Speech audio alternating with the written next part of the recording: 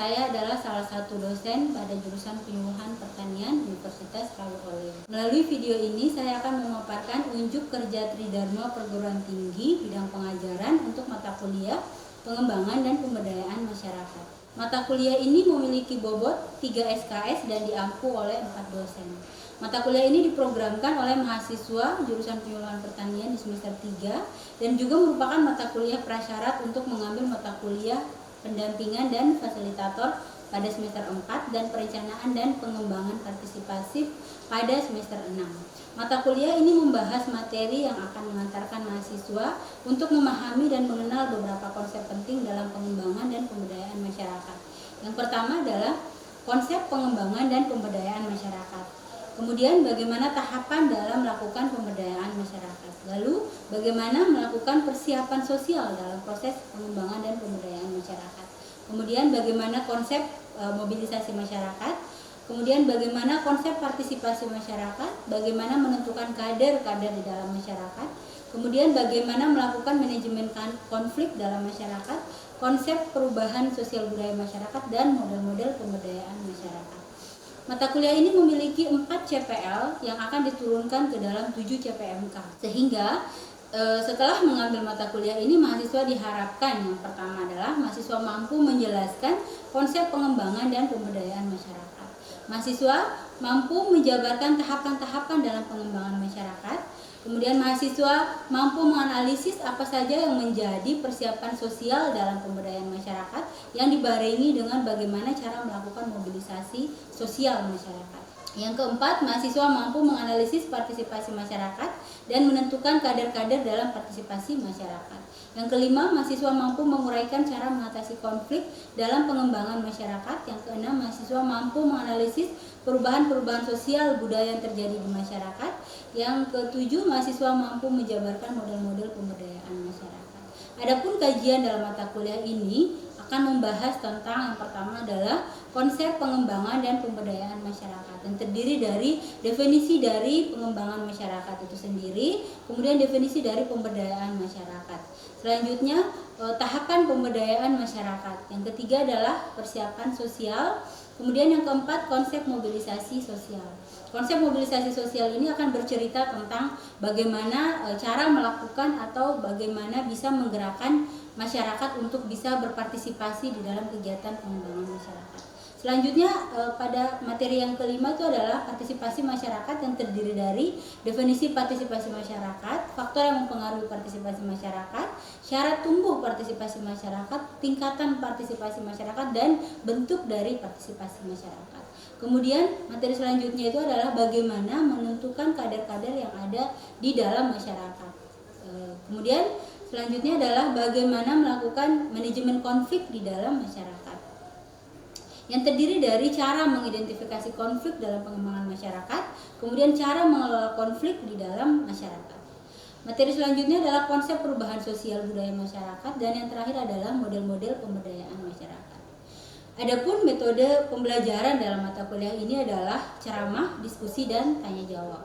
Di dalam ceramah, dosen memberikan materi yang mengarahkan mahasiswa untuk memahami arah dari pembelajaran yang kemudian akan didiskusikan dengan secara interaktif antara dosen dengan mahasiswa maupun antara mahasiswa dengan mahasiswa, dan dilanjutkan dengan sesi tanya jawab. Adapun model dalam pembelajaran ini adalah discovery learning dan contextual learning. Melalui model pembelajaran ini diharapkan mahasiswa mampu mengkaitkan pembelajaran dengan kehidupan sehari-hari serta mampu menarik kesimpulan berdasarkan contoh permasalahan yang diberikan. Untuk penilaian mata kuliah ini didasarkan atas 3 bagian, yaitu tugas sebanyak 20%, ujian tengah semester sebanyak 30%, dan ujian akhir semester sebanyak 50%. Tentu saja aspek lainnya seperti etika dan keaktifan mahasiswa di kelas turut mempengaruhi dalam pemberian penilaian. Berikut merupakan video pembelajaran mata kuliah pengembangan dan pemberdayaan masyarakat secara luring. Bismillahirrahmanirrahim. Assalamualaikum warahmatullahi wabarakatuh. Waalaikumsalam warahmatullahi wabarakatuh. Apa kabar hari ini adik-adikku sekalian? Pada makan belum? Meskipun di luar mendung, tapi hatinya jangan sampai mendung ya. Oh, kalau dilihat dari senyumnya nggak mendung-mendung amat.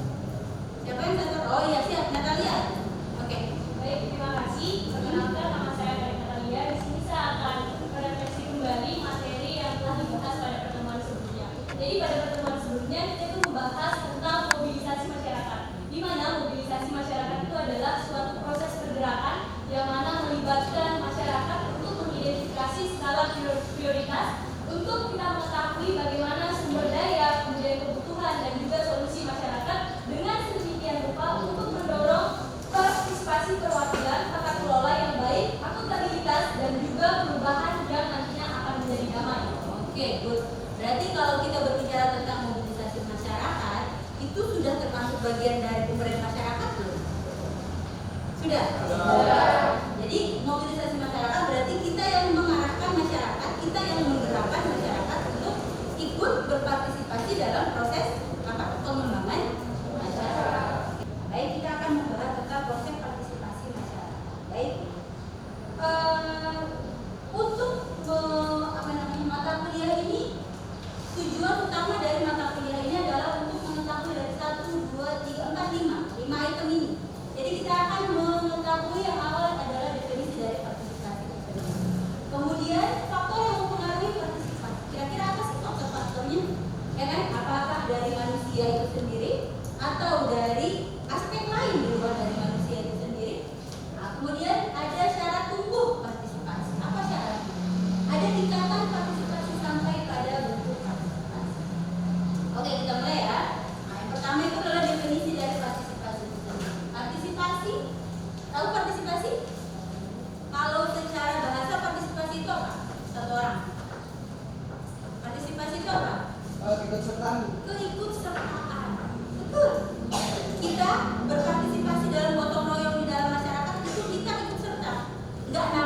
Bukan nama saja bilang, saya ikut titip nama dong, titip absen dong. Itu bukan partisipasi ya. Ya, bukan. Jadi partisipasi itu kita hadir, kita ikut serta, ada di situ, kita melakukan sama-sama, itu namanya partisipasi. Berdasarkan KKBI, ya, Kamus Besar Bahasa Indonesia, partisipasi adalah perihal turut berperan serta dalam suatu kegiatan atau keikutsertaan atau peran serta. Oke, berdasarkan banyak para ahli yang mengatakan partisipasi itu apa? Ibu ambil salah satunya saja. Dari Kamus Sosiologi disebutkan bahwa partisipasi merupakan keikutsertaan seseorang dalam kelompok sosial untuk mengambil bagian dari kegiatan masyarakat di luar pekerjaan atau profesinya sendiri. Ya, misalnya nih dia guru, tapi dia senang ikut gotong royong misalnya membersihkan jalanan, selokan. Itu kan di luar dari kegiatan, di luar dari profesinya. Oke, kemudian ini adalah pengertian dari masyarakat itu sendiri. Jadi masyarakat adalah sekumpulan manusia yang hidup secara berdampingan dengan segala kebudayaan dan kepribadian. Baik, ini adalah definisi partisipasi masyarakat itu sendiri.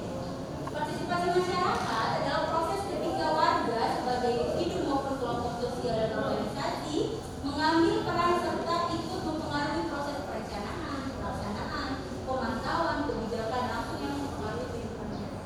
Jadi tidak dikatakan partisipasi kalau mereka tidak memulai merencanakan sama-sama. Ada kegiatan program dari masyarakat, dari pemerintah. Ujung-ujungnya Bapak langsung terima ya. Bapak langsung terima programnya ya. Ini tanda tangan, disodorin, tanda tangan, tidak ada diribetkan dalam perencanaan, tidak diberitahukan dulu. Itu juga adalah salah satu bentuk partisipasi, tetapi yang level paling rendah. Karena hanya pemberitahuan tanpa pengaplikasian misalnya perencanaannya. Dan sebuah program pemberdayaan yang paling baik itu adalah kita beritahu masyarakatnya, kita undang sama-sama. Bapak Ibu, kira-kira apa yang menjadi masalah di sini? Oh, kami kekurangan jamban. Ada kan beberapa daerah yang kekurangan toilet, ya. Ada banyak saat ini ada program pemerintah tentang program tentang pengadaan toilet bersih. Kita kekurangan jamban biasanya. Apa yang harus dilakukan? Kira-kira berapa butuhnya untuk setiap rumah? Kira-kira berapa rumah yang ada di sini? Kira-kira masyarakat yang butuh berapa orang saja?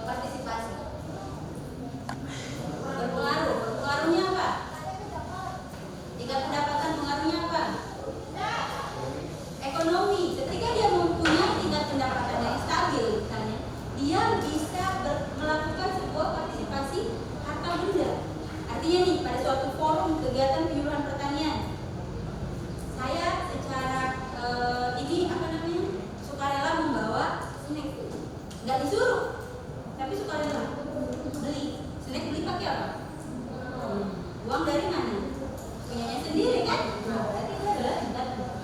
Tapi tidak semua juga, ada juga yang memang membawa tenaganya, ada juga. Tapi ini kan adalah salah satu bagian dari jurnal penelitian dari Handayani itu sendiri. Dia yang menemukan. Berarti nanti kalau kalian mengambil judul penelitian tentang partisipasi, siapa tahu kalian menemukan hal yang lain, ya? Nah, dia si Handayani ini menemukan yang seperti ini. Kita lanjut, jarak tempat tinggal. Ada hubungannya tidak jarak tempat tinggal dengan partisipasi masyarakat? Apa hubungannya? Gitu. Untuk jarak tempat tinggal sendiri itu kenapa mempengaruhi? Karena dari misalnya tempat untuk mengadakan kunjungan itu sendiri jauh dari rumah mereka, maka mereka harus mengeluarkan biaya yang cukup lebih dari biasanya atau tenaga yang lebih dari biasanya, Bu. Jadi itu mempengaruhi bagaimana mereka Hadir di tempat itu. Ya, betul. Jadi jarak tempat tinggal itu mempengaruhi. Kalau tempat tinggalnya dekat, biasanya mereka rajin atau keinginannya berpartisipasi sangat tinggi. Tetapi kalau jauh, sudah melewati lembah, gunung, jalan, nggak sampai-sampai, itu biasanya males jauh, sampai di sana baru keluar, saking jauhnya misalnya, ya itu juga mempengaruhi. Kemudian sikapnya. Untuk Jenny, menurutmu sikap bisa mempengaruhi partisipasi tidak? Menurut saya sikap itu sangat mempengaruhi bagaimana cara kita berpartisipasi dalam masyarakat itu. Karena dengan sikap kita itu bisa menarik yang namanya ketertarikan terhadap orang. Makanya dalam partisipasi itu sikap tadi. Oke, good ya. Jadi sikap itu betul-betul sangat mempengaruhi. Bagaimana kita memiliki sikap yang baik terhadap program itu sangat mempengaruhi. Nah, jadi sikap itu baru kita melakukan merencanakan sebuah program ketika mereka sudah sikap no, ya, baik, sudah tidak jalan di sana. Tapi ketika sikap, wih, baik nih, bagus nih, artinya rumah saya sudah bisa nih diperbaiki, rumah saya sudah sangat kumuh, sudah sangat tidak layak untuk dihuni, berarti saya sudah bisa ikut kegiatan itu. Nah, paham ya? Oke. Kemudian lanjut ke penyuluhan. Penyuluhan masuk dalam kategori faktor yang mempengaruhi partisipasi tidak? Yang perempuan, satu orang. Siapa? Kadek. Kalau menurut saya pribadi, penyuluhan itu sangat mempengaruhi faktor dalam berpartisipasi. Karena apa?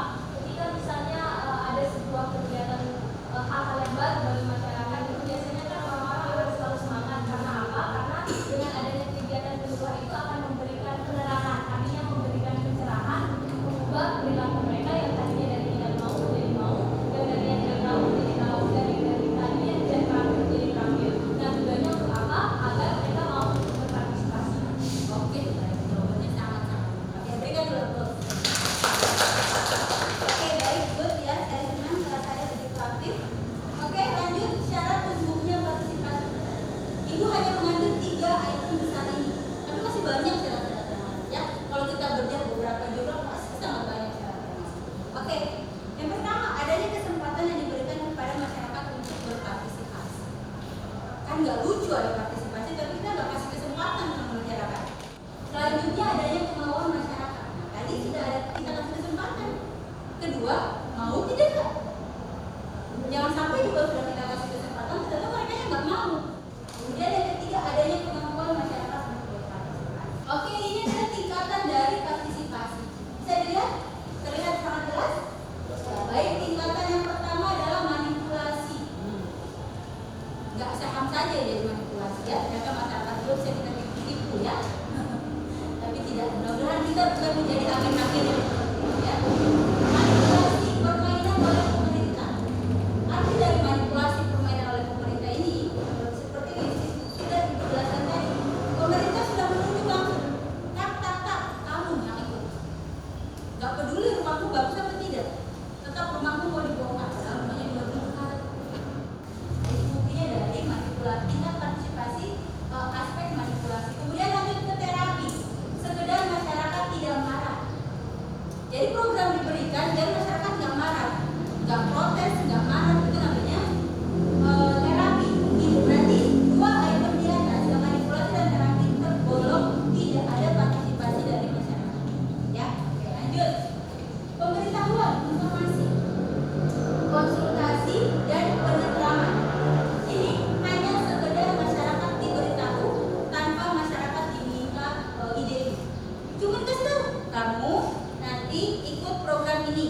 kamu ikut program ini, itu saja.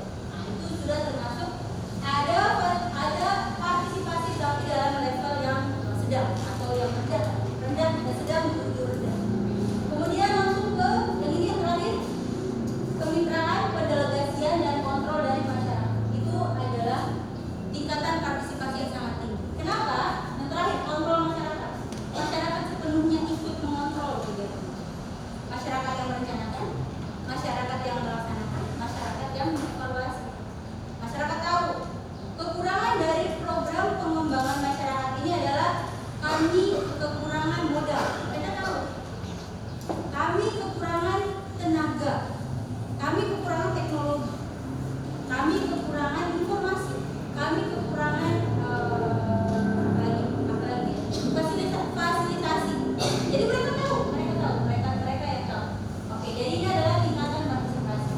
Kalau kalian melihat sebuah kegiatan program pemberdayaan masyarakat, itu kalian sudah bisa menentukan, oh dia masuk partisipasi, dia masuk partisipasi tinggi, sedang, rendah, atau sama sekali tidak berpartisipasi. Contohnya seperti ini. Yang pertama adalah sumbangan apa? Yang A. Sumbangan 2, pikiran. Mereka lagi berdiskusi, berarti lagi menentukan ide atau menentukan rencana-rencana. Itu namanya partisipasi buat. Yang B apa? Partisipasi apa? Tenaga, gotong royong ya. Yang C partisipasi apa? Ya, terlihat bapak-bapaknya untuk berpartisipasi, duduk jagain nasi, ya luar biasa. Yang D apa? Ini fokusnya mereka lagi megang snack. Partisipasi? Ini mereka lagi megang snack, ada kursi, ada ruangan. Yang E, yang kelima, partisipasi apa? Jadi bagaimana kita bisa mengaplikasikan ilmu-ilmu kalian di masyarakat. Sudah tahu, oh ternyata yang saya lakukan itu adalah bentuk partisipasi. Sangat tidak ada partisipasi. Oh ternyata yang saya lakukan itu adalah partisipasinya sedang. Oh ternyata yang saya lakukan itu adalah tingkat partisipasinya tinggi. Ya, saya berharap mata kuliah ini bisa memberi gambaran dan kepada kalian agar kalian penerapan di lapangannya itu tidak sepotong-sepotong, tidak setengah-setengah. Sudah tahu nih yang mau dilakukan ketika kita melakukan kegiatan pemberdayaan dan pengembangan masyarakat itu apa saja. Oke, baik. Sebelum ibu mengakhiri perkuliahan hari ini, ada yang mau ditanyakan? Oke, satu, Putu Jenny, silakan. Ibu, terima kasih atas kesempatan yang sudah diberikan kepada saya. Izinkan saya untuk bertanya, di mana kita seorang penyuluh itu pasti identik dengan yang namanya program penyuluhannya atau program kerjanya. Nah, dalam suatu program kerja itu pasti dibutuhkan yang namanya partisipasi masyarakat untuk menyukseskan program kerja itu sendiri. Di mana dalam mengait partisipasi masyarakat diperlukan namanya komunikasi. Jadi pertanyaan saya, bagaimana sih strategi komunikasi yang baik agar partisipasi masyarakat dalam penyuksesan program kerja penyuluhan itu baik diikuti oleh masyarakat tersebut? Oke, berarti yang pertanyakan strategi komunikasinya. Iya, iya. Oke, satu lagi sebelum ibu tutup. Siapa yang bertanya? Oke, saya. Silakan berdiri saya. Strategi komunikasi ya. Terima kasih Ibu. Di sini langsung saja untuk pertanyaan saya. Di sini kan dalam melaksanakan penyuluhan, nah kita membutuhkan partisipasi masyarakat. Nah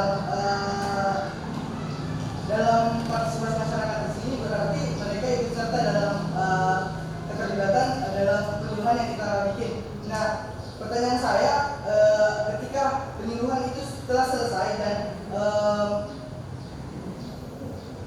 masyarakat dilibatkan untuk bertanya. Nah, ketika pertanyaan mereka itu bersifat kompleks dan kontroversi, apakah apa strategi ibu dalam menangani hal tersebut? Oh, pertanyaannya bersifat kontroversial. Apa contoh pertanyaan kontroversial? Lebih ke tidak masuk dalam materi yang dijelaskan. Oh, berarti di luar dari materi penyuluh, ya kan? Oke, bagaimana strategi seorang penyuluh untuk mengatasinya? Untuk mengatasinya. Baik, dua saja cukup ya, karena kita keterbatasan waktu. Pertama adalah bagaimana strategi komunikasi seorang penyuluh agar kegiatan penyuluhan bisa terjalin atau terjadi berlangsung dengan sangat baik. Oke, ada yang ingat strategi komunikasi apa saja? Bagaimana strategi komunikasi? Ada yang ingat? Harus apa kalau kita mau melakukan komunikasi? Apa? Ada yang kita lihat? Baik, terima kasih. Kalau dari saya pribadi, strategi dalam berkomunikasi sebelum kita melakukan kegiatan penyuluhan pertanian itu yang pertama yang harus kita lihat itu adalah sasaran kita bagaimana. Oke, good. Sasaran. Jadi sebelum kita melaksanakan suatu program kerja yang akan kita lakukan, kita harus mengetahui sasaran kita seperti apa. Kita harus pahami bahwa bagaimana sasaran di lapangan, artinya bagaimana kondisi petani di lapangan. Nah setelah itu, setelah kita mengetahui sasaran, kita susun yang namanya media apa yang akan kita gunakan dalam kegiatan penyuluhan pertanian. Nah media ini sangat mempengaruhi sukses dan tidaknya atau mudah dan tidaknya masyarakat atau petani dalam memahami apa yang kita akan bawakan. Jadi ketika medianya itu menarik, kemudian medianya sesuai dengan background dari petani itu sendiri, maka petani akan tertarik untuk mengikuti kegiatan penyuluhan kita lebih dalam. Bahkan mungkin akan mengakibatkan dia rasa ingin tahunya lebih muncul lebih dalam lagi. Jadi artinya ketika kegiatan penyuluhan selesai, itu mereka masih ingin ada rasa keingintahuannya. Jadi akan terus berlanjut seperti itu. Nah setelah kita menentukan medianya, kita melakukan evaluasi. Setelah misalnya kita selesai menyampaikan materi, kita lakukan evaluasi. Nah evaluasi ini tujuannya untuk apa? Tujuannya untuk mengetahui seberapa lama atau seberapa jauh tingkat pengetahuan petani sebelum dan sesudah kita membawakan materi penyuluhan. Itu dari saya. Oke, good. Senang sekali ya. Baik. Terima kasih Kak Natalia. Saya perjelas lagi. Ketika kita mau melakukan sebuah kegiatan penyuluhan, strategi komunikasi yang pertama itu adalah betul pahami sasaran. Kita mau melakukan penyuluhan di masyarakat apa? Masyarakat itu sekarang terbagi loh ya. Masyarakat petani ada yang namanya petani milenial. Pernah dengar ada petani milenial? Petani yang umurnya kalian antara 19 sampai 37 tahun. Petani tua di atasnya lagi. Ketika kalian melakukan penyuluhan pada petani milenial, berarti yang kalian harus bawakan adalah kalian membawakan materi yang bersikap milenial. Milenial. Ketika kita mendengar kata milenial, yang ada di kepala kita apa? Teknologi. Ketika kalian bahas teknologi sama petani yang sudah tua, ya, itu sudah sangat lambat alurnya. Bapak Ibu sekalian, Bapak tahu tidak sekarang ada teknologi dari handphone sudah bisa mengontrol pupuk yang bisa kita berikan ke tanaman. Bapak tahu, tapi kalau petani milenial tahu? Tahu, kami sudah praktek kemarin. Nah, itu bedanya petani milenial dan petani tua. Berarti kita harus memahami apa? Sasaran. Kita harus tahu cara melakukan kita, mengkomunikasikan kita dengan petani milenial dengan petani tua sama atau beda? Kalau kita petani tua, kita posisikan diri sebagai mereka yang kita tuakan. Kalau ke petani muda, kita posisikan diri setara nih kita, ya bisa bercanda. Tapi kalau yang tua, ya bercanda juga, tapi jangan terlalu bercanda. Takutnya mereka tersinggung. Jadi kita harus paham latar belakang budaya pendidikan. Kita juga harus paham. Kira-kira kita membahas tentang ini, mereka tahu nggak? Bahasa yang kita gunakan itu mereka mengerti. Ya, latar belakang media. Jadi kalau strategi komunikasi terkait media seperti yang disampaikan tadi, ketika kita membahas tentang kita melakukan penyuluhan ke petani milenial, berarti bumbunya kita lebih banyak di teknologi. Tapi kita membahas di petani yang generasi tua, kita lebih lambat terkait teknologi. Tetap juga, karena kita kan modernisasi pertanian sudah harus kita lakukan, toh. Tetapi memang alurnya agak lebih lambat. Tapi kalau petani milenial, mantap, cepat, karena mereka pasti lebih fresh pertama, ya. Pemikirannya disesuaikan dengan keadaan petani. Oke, mantap. Yang ketiga, Kadek Natalia lupa, setelah media ada namanya